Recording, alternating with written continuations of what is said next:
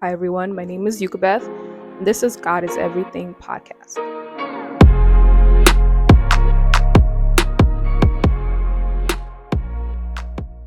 So, welcome back to another episode. Today's title is called Stay Blameless. Stay Blameless.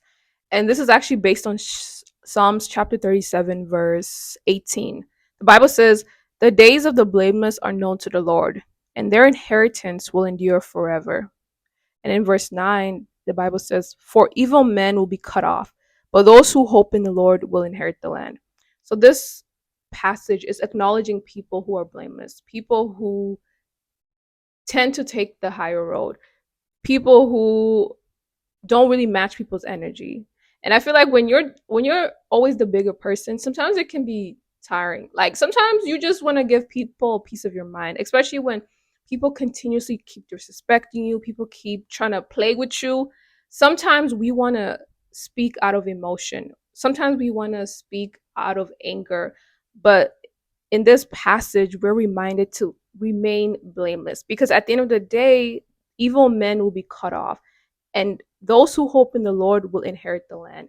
When you get an inheritance, you don't have to work for it. It's given to you. So whenever you're blameless in a situation, it means stepping aside and allowing God to fight for you, allowing God to avenge you. You don't got to do anything. You don't even have to raise your voice. And it's actually so interesting because one thing about evil people, they create patterns. They have patterns. They basically dig their own holes. And sometimes all you got to do is just step aside and they will fall into it. And it's so interesting because I feel like when you are a blameless person, you're also blessed, right? You also have so much going on for you. That's why you have opposition. That's why the devil hates you. And so when you don't see the need to fight with people, you don't need feel the need to defend yourself against trolls or opposition, that gives you an opportunity to actually focus on things that are meaningful, focus on the plan God has for you instead of putting in your effort and trying to hunt everybody that hates you down. It's not worth it. They will take out themselves. Evil people, slanderous people, malicious people will take out themselves. All you got to do is just remain blameless, remain true. And I feel like one really great example is that shows this is the story of Daniel. When he is promoted to oversee the other officials in the land, he has enemies. People don't like that. People don't like when you're promoted and they basically try to kill him by having the king sign a decree that basically prevents people from worshiping anybody else but the king for 30 days to try to trap Daniel. And when they realize they can't and he Daniel continues to pray, they catch him, they throw him in the lion's den, but obviously God comes through and he doesn't die. And the people who try to like basically set him up, they end up being thrown into the den of lions with their wives and children. And the Bible says even before they hit the floor, they hit the den, the lions ripped them apart. So that's the whole story. But the reason why this story exemplifies the benefit of being blameless is because when the king goes to check on Daniel the next morning to make sure, did he die? Did his God save him? The king asks Daniel, he's like, "Hey, did your God save you?" And Daniel says, "Yes, because I didn't do anything wrong. I'm blameless before him and I didn't do anything wrong to you. So yes, he saved me." And I think it's so interesting that when you're a blameless person, you put yourself in a position where God can actually avenge you, where God can actually defend you. But whenever you do tick for tack, you forfeit that position. It makes it really difficult for God to really avenge you because now you also have blood on your hands. Now you've also sinned and you're just like them. I remember one time I was having conflict with somebody and we were just like we were having a little conflict. Initially I was the bigger person because I was like, you know what, it's not that deep. Like I'm not gonna act out of character. But something led to another, and all of a sudden they said something that really was like, what? And I said something, and I actually did something that I didn't even match their energy, but I went lower. And you know what? That didn't. I felt so icky. Like you would think you have satisfaction. You would think that, if you have the last say, if you put them in your place, you feel good. But it did not feel like that. I felt like I was the loser in that moment, because I forfeited God's, basically, protection. I forfeited God, vengeance for me, because I took the matter into my own hands, and I stooped below the belt. So, and I think after that, like, situation, I was like, you know what, this year we're not gonna do that. This year we're gonna maintain our composure. This year we're gonna allow God to do what He does best. Because whenever you try to fight your battles, whenever you try to tussle with other people, even though you feel like you have been wronged, it just gets messy, and it doesn't put you on the right side.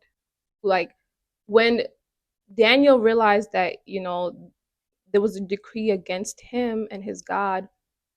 If you notice, he didn't attack the people that set this up. He didn't even spend time to try to, like, reason with them, trying to understand why they. No, the Bible says he went to his room. He went to talk to God. He said, "Oh, you be hearing from my lawyer." Like, and it's I just studying Daniel's life, you could just tell this man was ahead. Like, he was thinking 10 steps ahead. Like, he didn't feel the need to be emotional. He didn't feel the need to react in front of his enemies. No, he went to talk to his God. He said the only person that's going to see my emotion is God, because he's the one who's going to act on my behalf. He's the only one that's going to save me. I don't need to stoop low. I don't need them to see me in the state of fear. I don't need them to see me in any state. Like, no, I'm gonna go to my room, and I'm gonna give thanks to God, and I'm gonna ask Him for help. There was I saw this video on TikTok that was like, don't try to make people who don't like you like you. Like, there's no point. The best way I've been able to maneuver relationships, platonic, professional, romantic, any type of relationship, family relationship, is I have put everybody behind the glass door. For example, when you go to the zoo, there's a glass that separates you from the animals. So it gives people confidence to be close to the animals, because they're like, well, they can't really touch me, they're behind the glass door. And I feel like when you put people behind the glass door, they can't affect you that much. Like, even if they say things, even if they are destructive, they're not constructive towards your growth, they can only do that behind the glass door. They can't really affect you emotionally. And I feel like when you're emotionally controlled by people, you're not as effective. You cannot show up for yourself. You cannot show up professionally. Even when at work, if you let your coworkers get to you emotionally, you it's gonna be hard for you to really perform well. And I feel like in this world, to progress, to move forward, to excel, you have to put people behind the glass door and take and literally, yes, so see what they're doing, but it doesn't really affect you. I remember one time somebody sent me this paragraph at 10 p.m., and it was a type of paragraph I've never received ever. But this paragraph was kind of like attacking me in a way, and I was kind of like, and I read the paragraph, and the emotion part of me was like, okay, I need to respond right now. I gotta tell them a piece of my mind. I gotta defend myself. And I remember God said, don't. God said, don't even respond. Sleep. And I was like, okay. So I slept. And then when I woke up, God was like, you know what? I want you to text them and ask them if you can talk to them at the end of the week.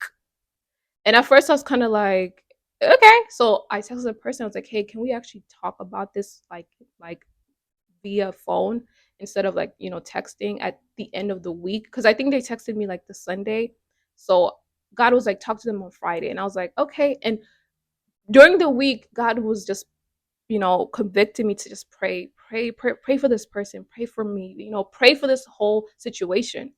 And at the end of the when Friday came, all the emotions that I had Sunday night, all the anger, the how dare you, like, you trying to attack me, all of that, all the ego, the pride was literally wiped away.